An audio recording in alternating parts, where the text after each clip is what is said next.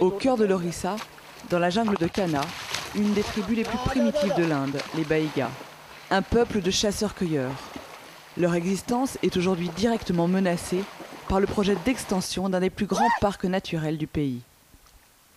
La jungle, c'est tout ce que l'on possède. Ça a toujours été notre territoire. La nature est notre mère nourricière. Sans les arbres, sans l'eau, on est complètement perdu. En 2003, le gouvernement a édicté un ordre d'expulsion pour les 50 000 Baïgas de la région. Shekari et ses amis savent que leurs jours sont comptés. Bientôt, ils n'auront plus le droit de chasser sur leur propre terre et seront contraints de s'exiler. Le gouvernement a décidé de voler les terres sur lesquelles nos ancêtres vivent et travaillent depuis des millénaires. Qui sont ces gens pour nous demander de partir et de quel droit? Depuis la création du parc national, une quinzaine de villages ont déjà été déplacés. Une menace pesante qui est en train de ronger ce peuple premier.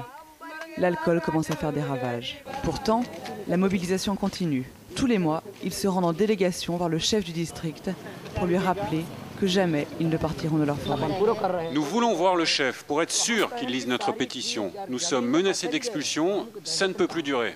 Non, il ne peut pas vous recevoir. N'insistez pas, il n'est pas là. Ça suffit maintenant, assez parlé. Moi, je ne peux rien faire pour eux. Je vais donner la pétition à mon supérieur. C'est tout ce que je peux faire. Ça fait 10 fois qu'on vient et c'est toujours la même histoire. Personne ne nous reçoit. C'est pour ça qu'on part manifester à Delhi. Vous allez voir, ça va faire du bruit cette fois.